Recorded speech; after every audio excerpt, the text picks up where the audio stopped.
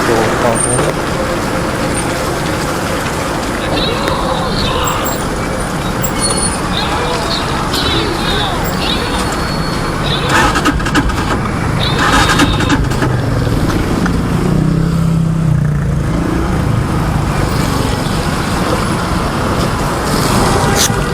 awit.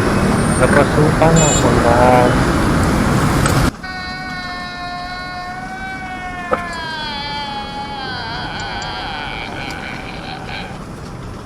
At ayun na nga, ayaw mandar ng motor natin kasi nga may tubig yung tangke.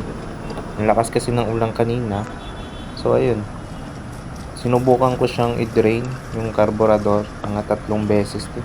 Pero ayaw mandar eh, kaya naisip ko madaming laman na tubig yung tangke. Tapos naalala ko may gasoline station na malapit sa SM Sukat. Sabi ko iwan ko na lang doon tapos babalikan ko na lang para i-drain ko siya ng buo, yung buong tangke i-drain ko talaga. At dahil nga basa na din ako ng ulan, tsaka gumagabi na din, nagpasya na lang akong itulak ng motor hanggang dun sa gasoline station.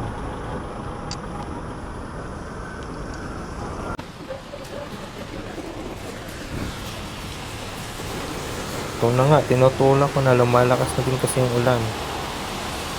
Tsaka bumabaha kasi dun sa sa labas ng Petchal yan. Kaya nadali ko na din. Kaya hanggang gasoline station lang kasi traffic dun sa malapit dun mismo sa Ebacom traffic. Nahirapan ako magtulak dun. Tapos pag na-drain ko na yung tangke, pwede ako magpagas agad. Ayun, tulak-tulak lang. Hindi naman ganun kalayo yung Petron eh. Mga nasa siguro 200 meters galing SM Sukat. Ayun, habang natutulak ako, may tumigil sa tabi ko. Si Manong, hindi ko alam pangalan, hindi ko nakuha kasi. Shit. Napamura na lang talaga ako kasi basa na ako sa ulan. Woo!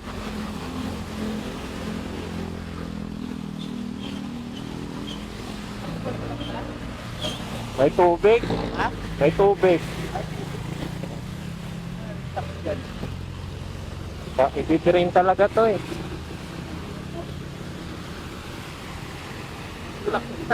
Sa ka pa namin? Gutsyal yan lang. Deliver na sa home. Tulak kita hanggang doon sila. Sa? Dito sa baka may shop yan. Ayan yun. Ha? May deliver ako eh. Oo. Ano? Hanggang saan? Yung lagpas ng bang pagjalig. Sige kuya. Ha? Unahin mo muna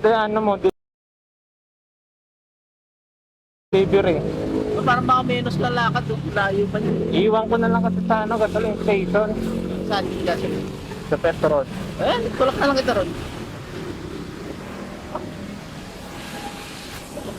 Ayun, nung una, nagdalawang isip akong magpatulak kay kuya kasi may delivery pa siya eh. Baka ma-delay, baka mapagalitan pa siya. Pero maraming salamat talaga kay kuya kasi tinulak niya ako hanggang gasoline station. Tsaka gustong gusto niya talagang tumulong. Yun lang kasi hindi ko nakuha yung pangalan ni kuya eh.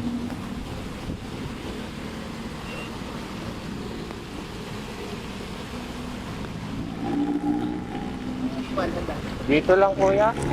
Iwan ko lang. Kuya, thank you.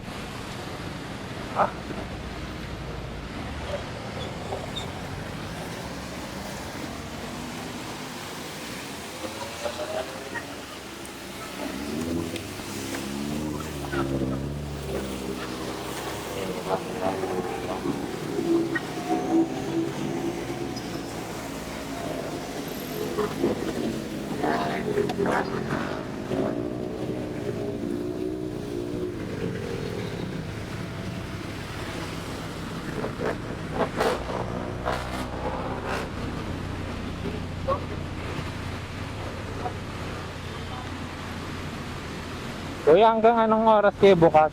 Ha? Hanggang anong oras kayo bukas? 24/7. Natubigan kasi tangke.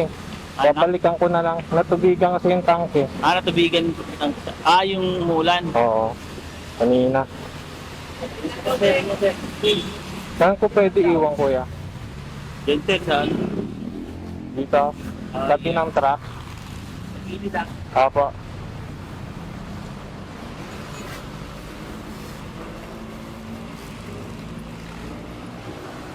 Fuck, shit.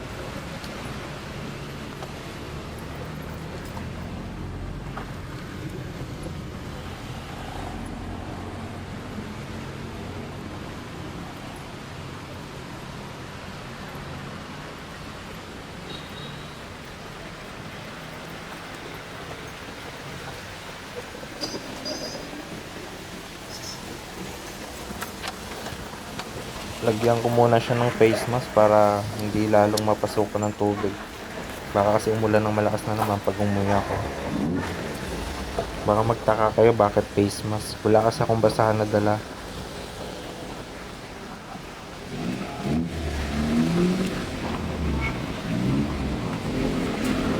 Nilakad ko na lang siya pauwi kasi basa ako ng ulan. Nakakayang sumakay ng jeep. Pagtabi mo doon, mababasa din yung mga katabi mo eh.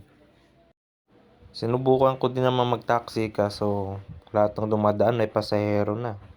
Kaya ayun, nilakad ko na lang talaga siya kahit umuulan, kahit bumabaha. Pagka-uwi ko, nagbanlaw lang ako tapos kumain, tsaka kumuha ng mga gamit para makapag-drain. Ito yung nadaanan kong baha nung pauwi ako sa labas yung subdivision.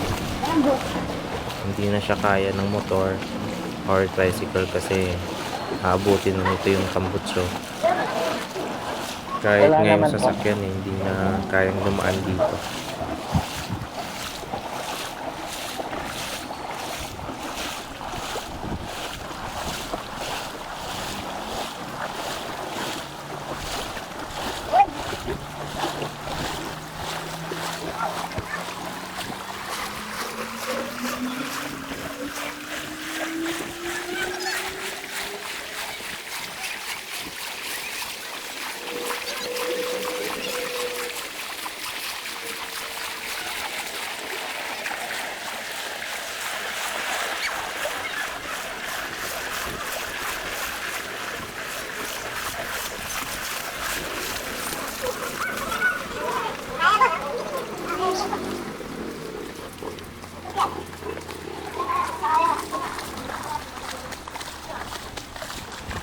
Dito sa part na to, madaming nakatambay dito kasi hindi nila kayang lumabas dahil mataas ngayong baha.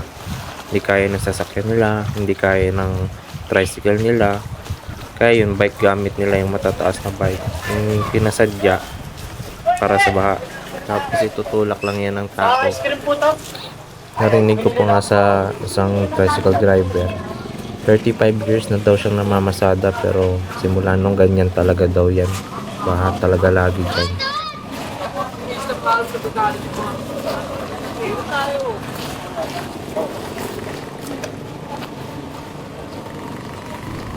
Ayun, pagtapos ko kumuha ng gamit sa bahay, pagtapos ko din kumain, nagbanlaw, umalis din ako agad para mabalikan ko yung motor. Yung sa gate na ako ng subdivision, yun may doon, rescue vehicle. Pinasakay kami para makalabas kami kasi medyo bumaba na. Kaya na siya ng motor, ng tricycle, tsaka sasakyan. Ngayon pauwi na ako, hindi ko na na-video yung pag-drain ko ng motor ko dun sa Petron kasi malakas ang ulan. Tapos bumaba na din yung baha dito.